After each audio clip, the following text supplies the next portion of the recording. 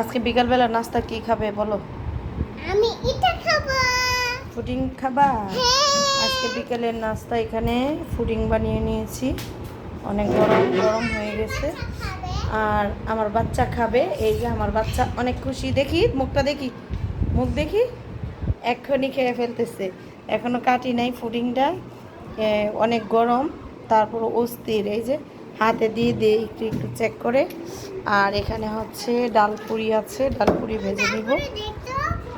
ডালপুরি দেখো, ভেজে নিয়ে আসি, ঠিক আছে? হ্যাঁ, ভাইয়া এখানে পড়াশোনা করছে, নাস্তা দিতে হবে। নাস্তা খাবা?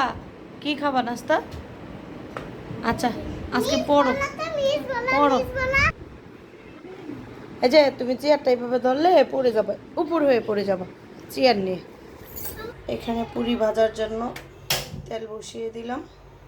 আজকে হচ্ছে মানে সকালে আমি স্কুলে যাইনি ছেলের, তো রান্নাও আজকে হয়নি। আমার শরীরটা খুবই খারাপ। আর এখানে দেখতে পাচ্ছেন একদম গুঁড়া গুঁড়া মাছ, এগুলো বাড়ি থেকে আনা। তো এটা বেশি দিন থাকলে, ফ্রিজে থাকলে মজা থাকবে না, টেস্ট থাকবে না, সেই কারণে নামিয়ে নিলাম। আজকেই রান্না করে ফেলবো। হ্যালো গাইজ, আসসালামু আলাইকুম, welcome back to my channel. আশা করছি আপনারা সবাই ভালো আছেন। আমরা আলহামদুলিল্লাহ ভালো আছি। এখানে হচ্ছে আমি চিকেন ফ্রাই করেছিলাম কালকে, তো চিকেন ফ্রাইয়ের যেই তেলটা রয়ে গেছিলো সেই তেলটাতে আমি পুরিটা একটু ভেজে নিচ্ছি। আর ভাজা পোড়া তেল দিয়ে আমি রান্নাবান্না করি না, শুধু ভাজাটাই করি। আর ফ্রেঞ্চ ফ্রাইও করেছি। আর এই তেল আর ফোড়ায় না, এই তেলের মধ্যেই আমি ভেজে নিচ্ছি। অবশ্যই এই তেলের সাথে অ্যাড করে নিচ্ছি। আর বেশি তেল দিব না, কারণ বেশি তেল ফোড়াইলে আমার কষ্ট লাগে। যে ভাজা তেল দিয়ে যেহেতু আমি রান্নাবান্না করি না, সে কারণে আমি একদম ডুবো তেলে ভাজতেছি না। তেল আছে মোটামুটি, ভালো তেলই দিয়েছি। আর এই ফ্রোজেন করা পুরিটা কিন্তু খেতে আমার কিন্তু দারুণ লাগে। কার কীরকম লাগে জানি না, এটা চা দিয়ে খেতে অনেক ভালো লাগে। আর বিকেলবেলা ঝটপট তৈরি করা যায়, মানে একটু ভেজে নিলেই হয়। পুরিটা কিন্তু দোকানে পুরির মতো বেশ বড়। আর এটা কিন্তু ফুলকো হয়ে গেছে মোটামুটি, এই যে ফুলে গেছে পুরিটা। এই যে আপনারা দেখতে পাচ্ছেন পুরিটা কিন্তু একদম ফুলে অনেক বড় হয়ে গেছে।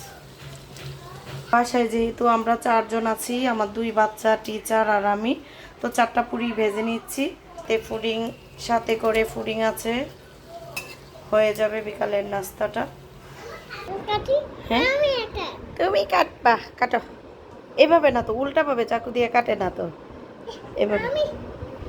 আমার বাসায় কেক কাটি আর পুডিং কাটি, যাই কাটি হ্যাপি বার্থডে হয়ে যায় এভাবে। হ্যাঁ, happy birthday to you, happy birthday. আমি কেটে দিচ্ছি, তো সুন্দর করে কাটো। এটা একবারে ইয়ে হইলে পচা দেখা যাবে। হ্যাঁ, নিয়ে নাও, এক পিস নিয়ে নাও। এটা তুমি খেয়ে ফেলো, ঠিক আছে? দেখো তো কেমন হয়েছে, বলো। মজা মজা। আবার রাখছো কেন? হ্যাঁ, আর এখানে পুরিটা ভাজা হয়ে গেছে, একদম রেডি করে ফেলছি। এখন হচ্ছে আমার ছেলে আর টিচারকে দিয়ে আসবো। একটু সস দিয়ে দিই, তাহলে খেতে ভালো লাগবে। এই যে তুমি পুরিও খাও, ঠিক আছে? হ্যাঁ, আমি কেটে নিই, কেটে ওই যে টিচারকে দিব, তোমাকে দিব, জিজানকে দিব, সবাইকে দিব, ঠিক আছে? এই যে তাদেরকে দিয়ে আসি। নাস্তা 2 পিস পুরি আর একটা হচ্ছে পুরি। ওকে তো আর কাটতে বলি নাই, ঠিক আছে? এগুলো আমি মিসকে আর ভাইয়াকে দিয়ে আসি। দুষ্টামি করতেছ? নাও আমাদের নাস্তা।